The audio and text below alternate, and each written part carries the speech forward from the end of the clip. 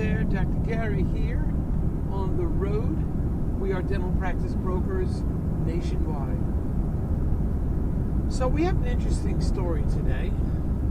I will call it a case study. Case study.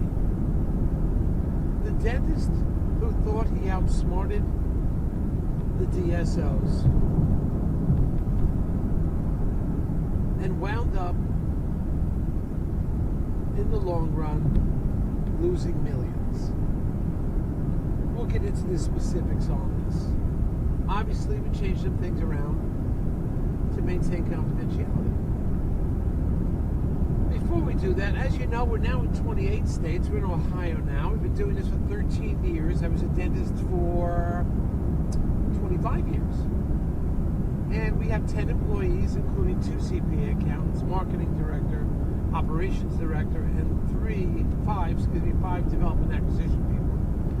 So we are growing, and we are excited to share this information with you. We're going to be here for a long time. I have no plans on retiring at all. So anyway, the information we're about to share, and by the way, our phone number is 201-663-0935. Our website is dentalpracticeguide.com or nationwidedentalpracticebrokers.com. You can reach us from 8 a.m. East Coast to 9 p.m. East Coast time. We answer the phone every day, except Christmas and Easter. So will you call, we're going to pick up. If you miss us, give us a ring back. Probably in 10 minutes we'll call you back. Now, what I'd like to tell you also is if you are a larger practice thinking about the DSOs, please give us a call. I get calls from them. I work with all the DSOs around the country, some of the largest, constantly. And we understand how they operate. We understand the changes they go through. We know more about them than the average practitioner will ever know, is because we go to contract with them. We go to negotiations with them on behalf of the seller. We see what the market is because we're in the middle of it, and we think we can share that with you. So when you work with us as brokers, generally all the DSOs pay our commission anyway, so there's usually no commission to the buyer. And when you work with us, where possible, based on criteria, your legal fees will be reimbursed upon successful closing. So you're essentially paying no legal fees, but we'll pay them to you at closing as a reimbursement. Either way, give us a call. But if you need some information about an appraisal or something, we can do that for you also. All right, so call us. Let's see what you have. We're here to help you. We're excited about the business. This is our full-time business. Dental practice brokerage is not a part-time business. We are here 7 days a week, 363 times a year. That's it. We're in this. So call us on this. What do we have today? So we have today, case study, this dentist is a GP dentist who did have certain characteristics, certain clinical abilities that maybe the normal dentist didn't have, and built but basically a GP practice. So now, several $1 million she was grossing. We're changing some of the information, obviously, to protect the privacy. So the dentist had one location and worked with his accountant. She thought she had everything figured out with the EBITDA. EBITDA, as you know, is your net profit factoring back in paying the doctor to work there. Earnings before interest, taxes, depreciation, amortization, EBITDA. So the doctor thought, I got this figured out. Absolutely, I got this figured out. I know what my EBITDA is, and I want to multiple my EBITDA. First rule, when a DSO, and this is sale to a DSO, when a DSO makes you an offer, your EBITDA, we've talked about this in previous tapes, your net profit is only one factor in their determination of the value of your practice. It's one factor, all right? Maybe 30, 40, 50%. It's not everything. It's not take your EBITDA, multiply by X, that's what you're going to get. No. First of all, they have to like you as an individual. They have to be in your location, have to have enough operatories. They have to like the location. Is it high visibility or is it stuck in a condo? Do you have a hygiene program? One DSO cares about a good, strong hygiene program. Another one doesn't. Is there another dentist in your facility working with you, an associate? Some DSOs want the associate or they will not look at it. They don't care what your EBITDA is. They want a successor built in. So that's where they head. So there's so many different factors that come into it. Just realize that multiple factors will determine what the DSO is paying for your practice, not just your EBITDA. EBITDA does play a big role. They actually take your EBITDA and they extrapolate out pro forma. They create a pro forma. What are they going to earn on your practice in a year or so? So if you're paying 6% for supplies, they're going to wind up paying 3.5%. So, they extrapolate on what they expect your practice to be at. So anyway, let's get into this.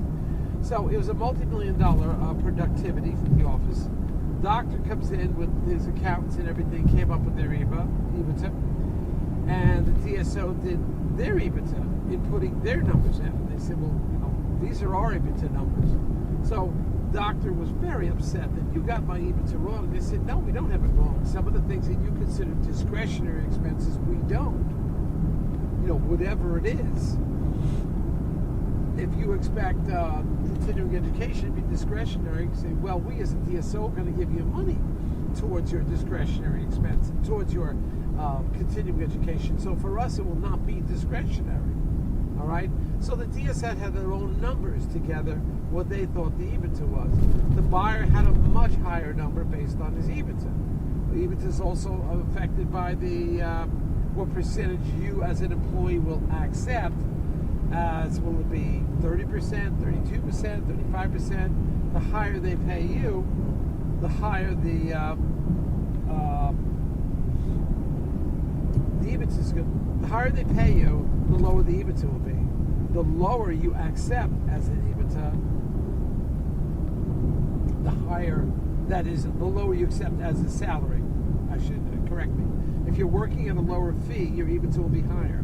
If you insist on a higher fee, let's say 35%, your EBITDA will be lower, or the EBITDA they figure out will be lower. All right? Try to get that concept. So Doctor had a great deal. I brought Doctor 5 DSOs, I think. It was a great deal.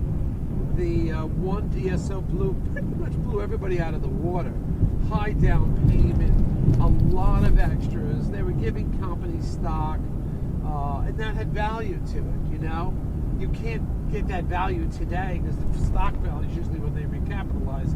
But if they've been around for 20 years and they made it through the recession and they made it through the depression, chances are they're going to be around longer.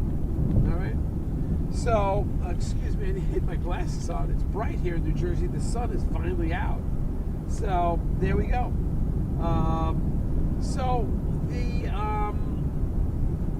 The numbers that they came up with were a really great value. So compared to the other DSOs, they were the highest.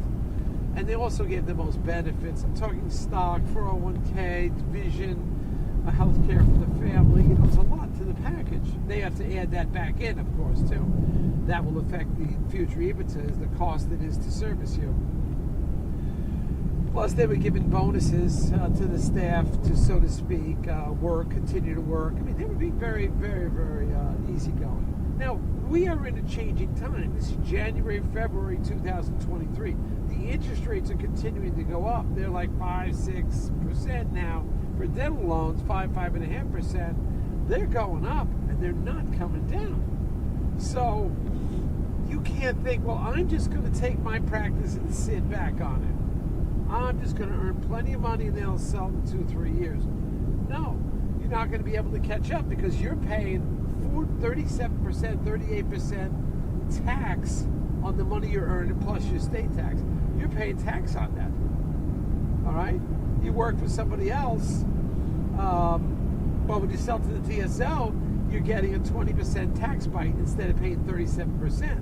That's 17-18% difference. Of course, you'll have state tax to pay too, but you're paying 20% on the sale. majority of the sale, and you can swing it to a lot towards goodwill. Majority of the sale is capital gains at 20%. So you're getting this money in advance, so to speak, at 20%. If you hang in there for several years, say, oh, I'm just going to keep working, and I'll make more money there. No, you're not going to make more, because you'll be paying 37% tax. Plus your supply costs and everything will still be high. So it just doesn't work. And we went over this to the doctor again and again. You've got to look at the deal through the eyes of the buyers, because they're figuring out what your deal's going to be worth in a few years. And factoring all this info, you can't tell them. Now, of course, if you're EBITDA is much higher than theirs, significantly higher, then you do a line item review. What the doctor is counting as EBITDA and so forth, what you're counting could be two different numbers, because you're missing something major. So you've got to go over with the doctor to make sure you're on the same page as far as the write-offs, discretionary expenses, the future expenses. I need my glasses still. Woo! Future expenses are going to be. You've got to get this down pat. You've got to understand numbers. So this doctor will walk away from millions. Why? Because he didn't get that 20% of tax. He didn't pay 20% tax. He's paying 37% tax. His salary would go down somewhat, of course, because you're not getting hygiene in there. But on the other hand, you don't have all the headaches, the problems, the issues. You're free to let your mind expand.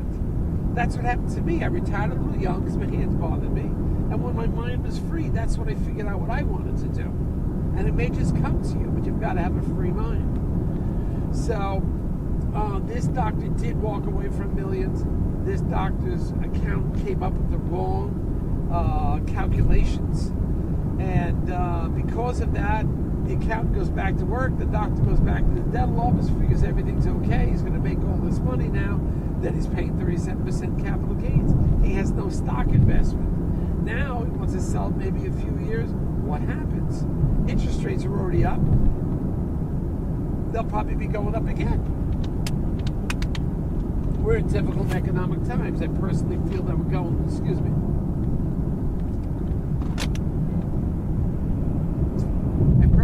feel that we're going into recession, depression. I listen to Peter Schiff all the time, Harry Dent, something's going to happen. Now is not the time. Interest rates will continue to rise. As interest rates go up, the valuations of dental offices go down. That's it. You've got to learn this. Even if it's private equity money, they can put their money somewhere else. So there's always a cost of funds. So what I'm trying to tell you is that you've got to, this doctor's going to lose millions. The doctor, she will never know how much she lost because she hasn't figured out. Also, the time value of money. When you're getting that money in advance, there's a value to that. Because don't forget, you can take all that money and earn interest. Maybe interest nowadays, an annuity or something, is only 5%. I got it, or 4 or 5%. It's still low, but it's a lot more than it was before. So it's a situation now that doctor will never know what they lost. We try to explain it, they don't want to listen. I've moved on, got other practices much bigger than theirs. The DSO will move on. They'll find other practices. And you, the doctor, are stuck with your practice. Yes, I know you think you can get more money. I hear you. But I don't believe you're going to be able to that easy. Thank you. Bye.